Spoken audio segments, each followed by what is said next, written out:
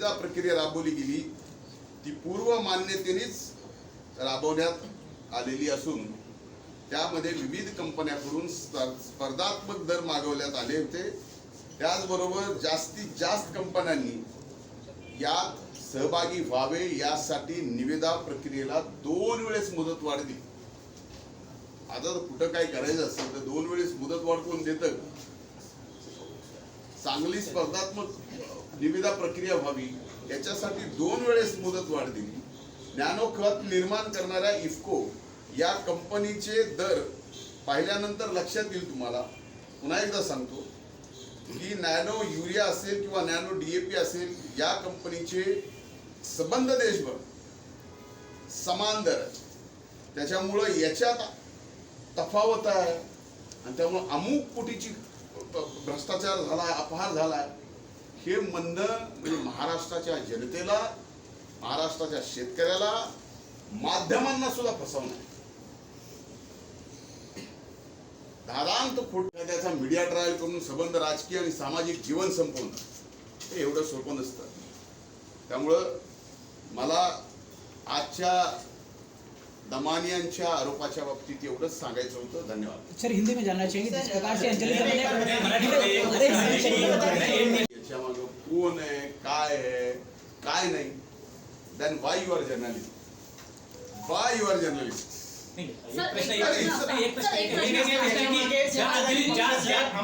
अंजली दमानिया खोटे आरोप करतायत, त्याच अंजली दमानियांना उपमुख्यमंत्री अजित पवार वेळ देतात, भेटतात, इंटरव्ह्यू करतात, कागदपत्र पूर्ण घेतात, मग हे काय अच्छी बात आहे। त्यांच्यावर आरोप करत होते, आज त्यांच्या दारावर जावं लागतंय।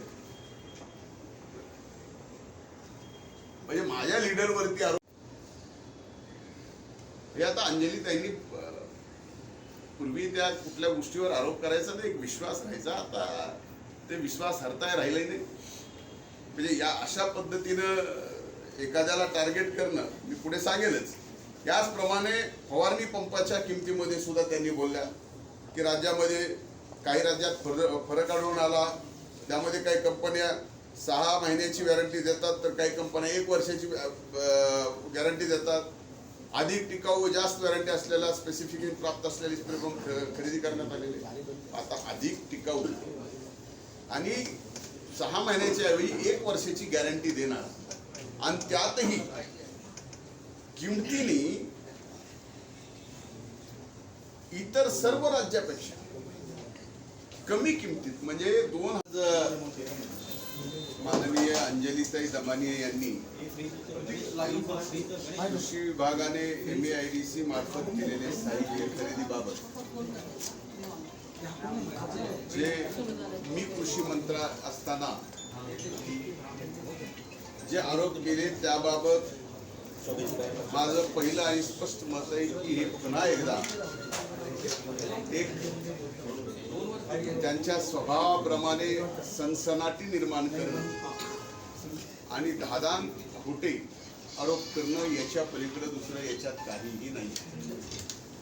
मार्च 2024 मध्ये राबवण्यात आलेली निविदा प्रक्रिया, ज्या निविदा प्रक्रियेवर त्यांनी आक्षेप घेतला की संपूर्णपणे नियमात व शासनाच्या धोरणाला अनुसरूनच राबवण्यात आलेली आहे। त्यांनी केलेले आरोप हे केवळ फक्त आज या कृषी विभागाचे काढलेत म्हणून नाही, आपण मागचे आज 58 आम्ही दिवसच मोजतोय, मागच्या 50 दिवस ते वेगवेगळे आरोप माझ्यावर करतच आलेले आहेत। त्यातला एकही आरोप आत्तापर्यंत आपल्या सगळ्या मीडियानी सुद्धा ह्या गोष्टी लक्षात घेतल्या पाहिजेत आणि आपल्या माध्यमातून महाराष्ट्राची जनता जी पाहते ते सुद्धा लक्षात घेतलं पाहिजे की एक आरोप असाच त्यांनी केला होता की स्वर्गीय संतोष देशमुख यांच्या हत्या प्रकरणामध्ये की जे हत्यारे आहेत, काही आरोपी जे पकडायचे राहिले होते त्यांचा मर्डर झाला। म्हणजे असे सनसनाटी खेच आरोप करायचे दादान माननीय अंजलीताई दमानिया यांनी कृषी विभागाने MAIDC मार्फत केलेले साहित्य खरेदीबाबत जे मी कृषी मंत्री असताना जे आरोप केले त्याबाबत माझं पहिलं आणि स्पष्ट मत आहे की हे पुन्हा एकदा एक त्यांच्या स्वभावाप्रमाणे सनसनाटी निर्माण करणं आणि धादान खोटे आरोप करणं याच्या पलीकडे दुसरं याच्यात काहीही नाही. मार्च 2024 मध्ये राबवण्यात आलेली निविदा प्रक्रिया, ज्या निविदा प्रक्रियेवर त्यांनी आक्षेप घेतला ही संपूर्णपणे नियमात व शासनाच्या धोरणाला अनुसरूनच राबवण्यात आलेली आहे. त्यांनी केलेले आरोप हे केवळ फक्त आज या कृषी विभागाचे काढलेत म्हणून नाही. आपण मागचे आज 58 आम्ही दिवसच मोजतोय, मागच्या 50 दिवस ते वेगवेगळे आरोप माझ्यावर करतच आलेले आहेत. त्यातला एकही आरोप आतापर्यंत आपल्या सगळ्या मीडियानी सुद्धा ह्या गोष्टी लक्षात घेतल्या पाहिजेत आणि आपल्या माध्यमातून महाराष्ट्राची जनता जी पाहते ते सुद्धा लक्षात घेतलं पाहिजे की एक आरोप असाच त्यांनी केला होता की स्वर्गीय संतोष देशमुख यांच्या हत्ये प्रकरणामध्ये की जे हत्यारे आहेत, काही आरोपी जे पकडायचे राहिले होते त्यांचा मर्डर झाला. म्हणजे असे सनसनाटीखेज आरोप करायचे धादान. उन सभी आरोपों का मैं खंडन करता हूं. जी, ये बड़ा दुर्भाग्यपूर्ण है कि पूरी तरह से किसान के मदद के लिए कृषि विभाग के एक MAIDC ने, एक जो कारपोरेशन है उसने जो खरीद की वो किसानों को भले के लिए की.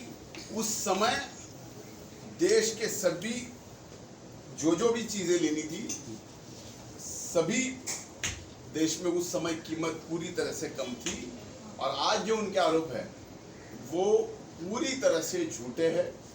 और मैं मानता हूं कि खुद अंजलि दमानिया भी खुद अपने आप कभी आत्मचिंतन करे कि जब से वो किसी को ऊपर आरोप लगाती है तब से लेके आज तक उन्होंने किया हुआ एक भी आरोप साबित होता है. थँक्यू. सर क्या आप लीगल लीडरकडे माझ्या बाबतीत माझ्या आरोपाचे कागदपत्र घेऊन जावं लागतं. मुंडे सर, माझ्या दृष्टीनं ठीक आहे. मुंडे सर, सत्ताधारी पक्षातली मुंडे लोक सर, याच्या मागे आहेत का असं आपल्याला वाटतं का? कारण सर्वाधिक जे आरोप होत आहेत हे सत्ताधारी आमदारांकडनं होत आहेत आणि सातत्यानं हे जे प्रकरण चिघळवलं जात आहे हे त्यांच्याचमुळं होतंय. मीडिया समोर तेच येऊन बोलतायत आणि एक माझं म्हणणं हे की सत्ता पक्षातले, माझ्या पक्षातले आणखी जे कोणा तुम्हाला माहिती आहे की मी माझ्या पार्टीच्या प्लॅटफॉर्मवर येऊन, पार्टीच्या डायसवर येऊन मी स्पष्टपणानं पार्टीच्या राष्ट्रीय अध्यक्षांच्या समोर जे काय चाललंय ते सगळं सांगितलेलं आहे.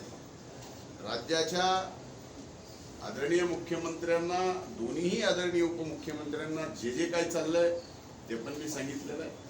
अशा पद्धतीचं राजकारण आणि एखाद्याला म्हणजे अशा पद्धतीनं एखाद्या प्रकरणात गोवायचं आणि त्याची बदनामी करायची, हे राजकारणात जे आज करतायत त्यांना वाटत असेल की फार अवघड काम आपण केलेलं आहे. पण यातनं जर मोकळं पडलं, ह्या संवैधानिक पदावरून जर मोकळं पडलं तर मग काय सब सारखेच आहेत. पण या प्रकरणात आणखीन एक मला सांगायचं, एक महत्वाची गोष्ट आहे तुम्ही सगळ्यांनी याची घेऊन मी अतिशय जबाबदारीपूर्वक सांगतो.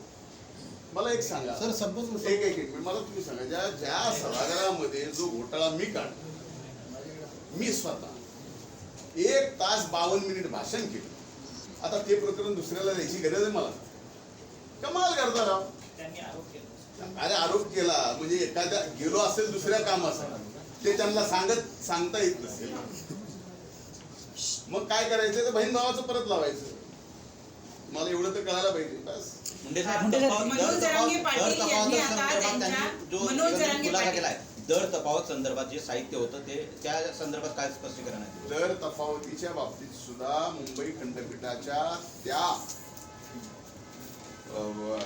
ह्याच्यात होतं, केसमध्ये जी केस दाखल झाली होती ते पॅरा सुद्धा कमी करायला लावलेला. आणि दर तफावतीच्या बाबतीत मी आपल्याला सांगितलं की सगळ्यात कमी दराने आपण महाराष्ट्राने खरेदी केलेली आहे. तुम्हाला कुठल्याही वेब चॅनलवरच्या दर दाखवून असं करता येत नाही सर.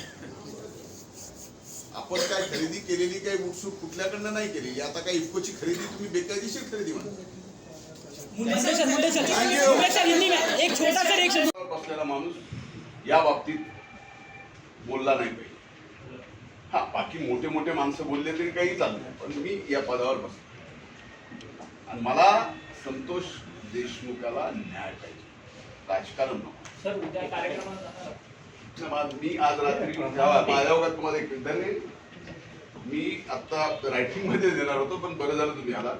मी ऑपरेशन करतोय माझ्या डोळ्याचं आज रात्रीच आणि अगोदरच ठरवलेलं होतं आणि डोळ्याचं ऑपरेशन करत असल्यामुळे उद्याच्या कार्यक्रमाला जाणार नाही. अगोदरच थँक्यू